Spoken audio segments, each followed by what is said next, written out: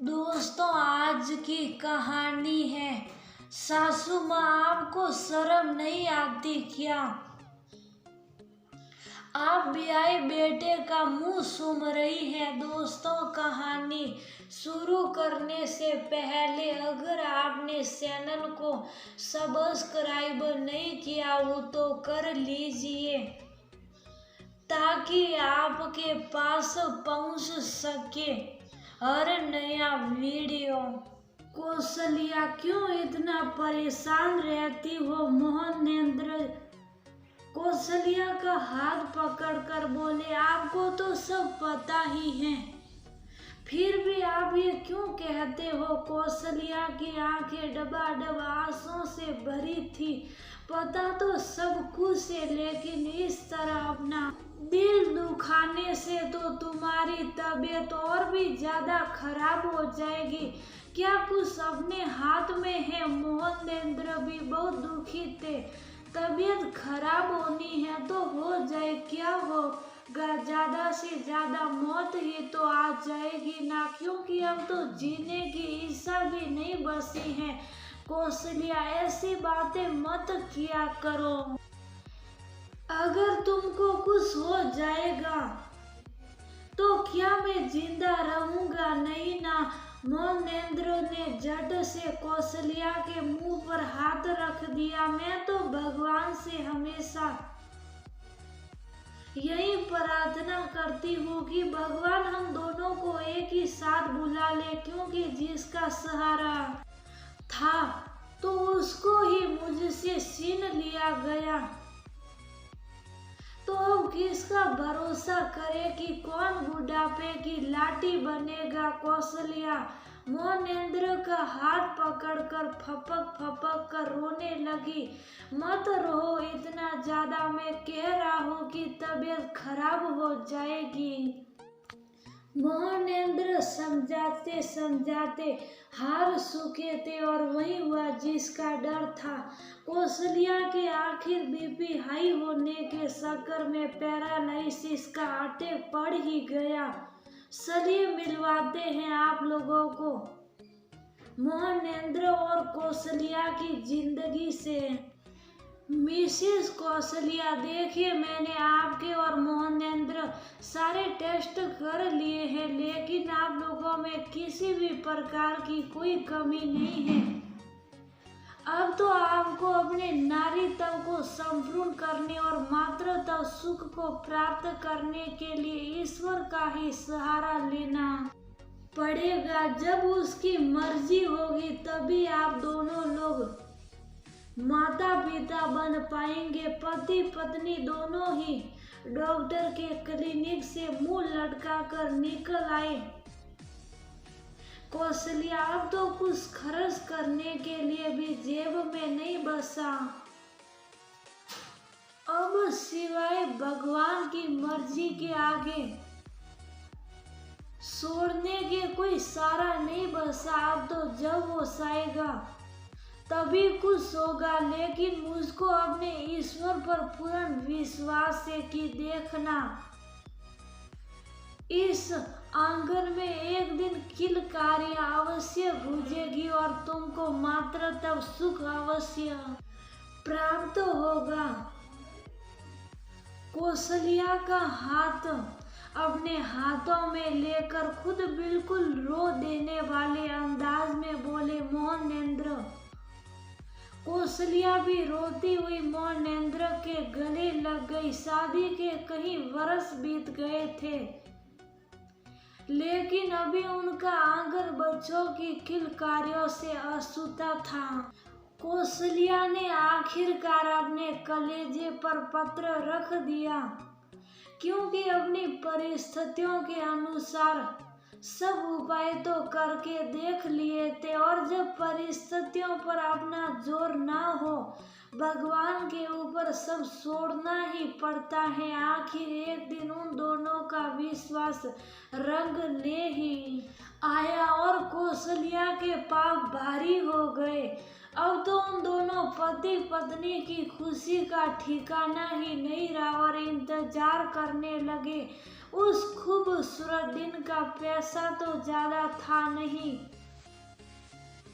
क्योंकि मोहनेंद्र एक सेठ की दुकान पर मुनीमी करते थे, लेकिन अपनी यथायोग्य कौशल्या का पूरा ध्यान रखते समय पंख लगाकर उड़ गया। देखते ही देखते 9 महीने कैसे बीत गए जैसे पता ही नहीं चला। पूरे 9 महीने बाद वैभव ने आकर इस आंगन की दहलीज को अपनी किलकारियों से गुंजायमान कर दिया। अब तो पति पत्नी दोनों का ही समय वैभव के लालन पालन के लिए समर्पित हो गया। अब जब वैभव पढ़ने योग्य हुआ तो समस्या आई उसकी अच्छी से अच्छी पढ़ाई लिखाई की। कौशल्या ने उन्हीं सेठ के घर खाना बनाने का काम पकड़ लिया। वैभव की एक आदत थी कि जब भी मौका मिलता अपनी माँ के गले चिपक जाता और स्कूल से भी आता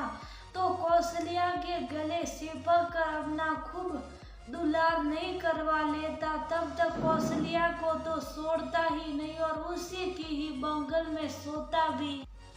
वैभव, अब तुम बड़े हो गए हो, अपनी माँ के गले मत लगा करो और अलग बिस्तर पर सोया करो, मोहनेंद्र समझाते, क्योंकि वैभव ने उनका ही पता कौशल्या के पास लेटने बैठने का काट दिया था। पापा, मैं अपनी मम्मी के गले लगना कभी भी नहीं छोड़ सकता, चाहे मैं कितना भी बड़ा क्यों ना हो जाऊं, और सोऊंगा भी अपनी मम्मी के ही पास। वैभव माँ के कलेजे से चिपक कर अपनी बुद्धि के अनुसार कहता, अच्छा ये बता कि तेरी पत्नी आ जाए तब भी नहीं? कौशल्या मजाक में पूछती, हाँ तब भी नहीं। और कौशल्या झट से उसकी भोली भाली बातों को सुनकर अपने कलेजे से खुद सिक्का लेती। समय व्यतीत होने लगा। मोहनेंद्र ने आगे की पढ़ाई के लिए अपने गांव का पुश्तैनी मकान बेच दिया। वैभव पढ़ने लिखने में प्रखर बुद्धि का तो था ही, और उसको सरकार की तरफ से स्कॉलरशिप अच्छी खासी मिल गई तो वह शहर से बाहर पढ़ने चला गया। कौशल्या उसकी याद में बहुत आंसू बहाती, लेकिन बेटे को पढ़ाना लिखाना तो था ही। लेकिन वैभव अपनी आदत के अनुसार जब भी घर आता अपनी माँ के चिपक जाता और उसी के साथ सोता, और उस समय भी मोहनेंद्र का पत्ता फिर कट जाता। वैभव पढ़ लिख कर इंजीनियर बन गया। अब तो उन दोनों के ही भाग्य खुल गए और समय के साथ वैभव शादी के लायक भी हो चुका था।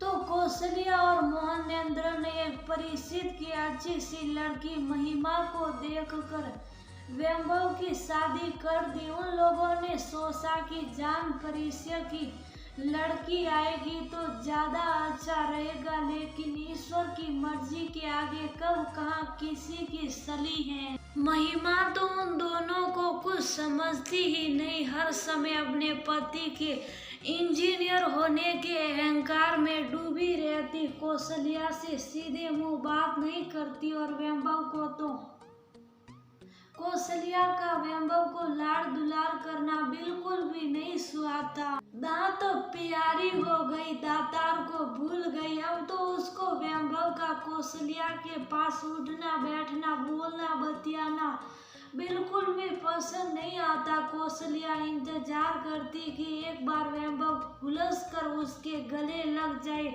लेकिन वह सोचती रहती, लेकिन वैभव को वह उसके पास भी फटकने नहीं देती। आखिर शादी के बाद वैभव का अपनी नौकरी की जगह वापस जाने का समय आ गया। क्यों रे, तू अपनी माँ के गले क्यों नहीं लगता? आखिर जब कौशल्या का मन नहीं माना तो पूछी बैठी, मम्मी महिमा को तो बिल्कुल भी नहीं पसंद मेरा आपके गले लगना। वो आपके सामने बहुत अच्छी बनी रहती है, लेकिन पीठ पीछे मुझसे झगड़ती है। वैभव बहुत दुखी मन से बोला, क्या? कौशल्या के सीने पर तो जैसे हथौड़े बरसने लगे।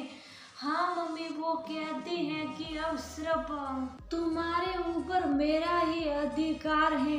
हे भगवान, ये क्या सुन रही हूँ मैं बहरी क्यों ना हो गई। ये सब सुनने से पहले कौशल्या का सीना जैसे सलनी हो गया। और मम्मी, ये बात उसके सामने बिल्कुल मत कहिएगा, वरना वहाँ तो मुझको इसके साथ अकेले ही रहना है। कौशल्या अपना माथा पकड़कर बैठ गई।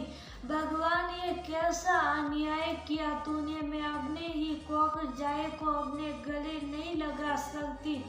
अभी ये बातें माँ बेटे के बीच में सल ही रही थी कि तभी वहाँ पर महिमा आ गई और वैभव ने हाथ जोड़कर कौशल्या से शुभ रहने का आग्रह किया। क्या करती वो किस्मत की मारी, बेटे की खुशी के लिए अपने आंसुओं को पी लिया। खैर, वो लोग चले गए, लेकिन कौशल्या तड़प उठी। अब तो महिमा जल्दी वैभव को यहाँ आने ही नहीं देना चाहती, और जब वैभव आता भी तो वो हर समय जैसे माँ बेटे की निगरानी में रहती। कौशल्या वैभव का चेहरा निहारती रहती कि काश एक बार बेटा हुलस कर उसके सीने से लगकर उसकी तड़पती ममता को अपने स्पर्श से शीतल कर दे। लेकिन अभागिन कौशल्या उसको सीने से ना लगा सकी। और इस बार जब होली में वो लोग आए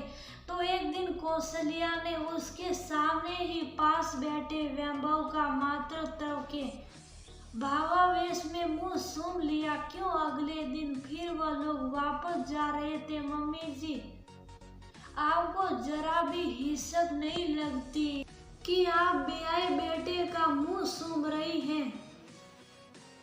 तुरंत महिमा सिनक कर बोली। कौशल्या की तो आंखों से आंसुओं की धारा ही बह निकली। ये क्या कह रही हो महिमा तुम? ये तुम्हारे पति की माँ है, उसका हक तुम कैसे छीन सकती हो? मोहनेंद्र तेज में आ गए, क्योंकि उनको महिमा का ये व्यवहार बिल्कुल भी अच्छा नहीं लगा। और महिमा उनको कोई जवाब ना देकर वैभव का हाथ घसीटते हुए अपने कमरे में लेकर चली गई। और दूसरे दिन ही उन लोगों की वापसी की फ्लाइट थी।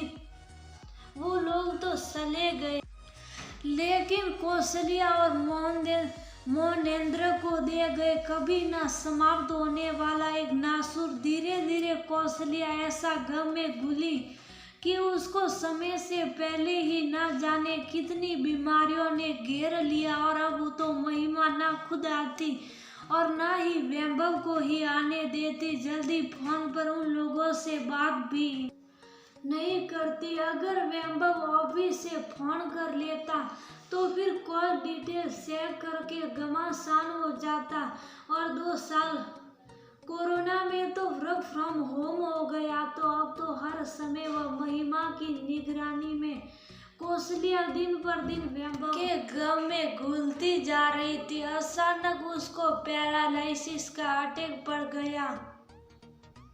मोहनेंद्र जी जान से कौशल्या की सेवा में जुट गया और वैभव को औपचारिकता से फोन कर दिया। खैर, जब डॉक्टर ने कौशल्या को घर भेज दिया, मोहनेंद्र उम्र के यथानुसार सेवा सुरक्षा करते रहे। लेकिन कौशल्या की पता नहीं जीने की इच्छा ही समाप्त हो गई थी कि वो ठीक ही नहीं हो रही थी। मोहनेंद्र बहुत समझाते, लेकिन वो भी जानते थे कि कौशल्या कौन से गम में घुल रही है। खुद उल्टा सीधा खाना बनाकर कौशल्या को खिलाने की कोशिश करते, लेकिन कौशल्या तो बिल्कुल तटस्थ सी पड़ी रहती। अचानक एक दिन दरवाजे की कुंडी खटकी। कौन? पापा, मैं वैभव। तुम? मोहनेंद्र सब उठे। वैभव दरवाजे पर खड़ा था, लेकिन वो ने पहले से ही मन पक्का कर लिया था कि अगर वैभव आ गया तो वह बिल्कुल भी कमजोर नहीं पड़ेंगे और ना ही कौशल्या को कमजोर पड़ने देंगे। हाँ बाबा, बेटा अब आने से क्या फायदा, अब तो तुम्हारी माँ तुमको घुलस कर गले भी नहीं लगा सकती। कितना तड़पी है कि वह तुमको एक बार गले लगाने के लिए। पापा मैं बहुत ज्यादा मजबूर था, क्या करता मैं, आप ही बताइए। महिमा को ब्याह कर तो आप ही लोग लाए थे, कैसे उससे झगड़ा करके मैं रह पाता। जब देखो तब मुझको उल्टा सीधा कर लेने की धमकी देती हैं, लेकिन आज मैं जबरदस्ती सलाह आया और वैभव दौड़कर कौशल्या की चारपाई के पास चला गया और कौशल्या के सीने लगकर फपक फपक कर रो पड़ा। मम्मी मुझको माफ कर दीजिए, क्यों नहीं मैंने विरोध कर दिया महिमा का, आखिर क्यों नहीं। कौशल्या देखो वैभव आ गया और तुम्हारे सीने से भी लग गया, लेकिन ये क्या, वो तो वैभव के सीने से लगते ही कौशल्या भगवान के धाम को चली गई थी। कौशल्या मोहनेंद्र सीखने लगे और ऐसे गिरे कौशल्या के ऊपर की सचमुच कौशल्या की बात सत्य हो गई और वह दोनों ही एक साथ ईश्वर के परम धाम की ओर चल पड़े। वैभव वही खड़ा की कृत विमुंड होकर हैरानी से उन दोनों को निहार रहा था और अब उन दोनों को ही इस दुनिया जान से कोई मतलब नहीं था। दोनों के ही चेहरे पर आत्म संतुष्टि की झलक दिखाई पड़ रही थी।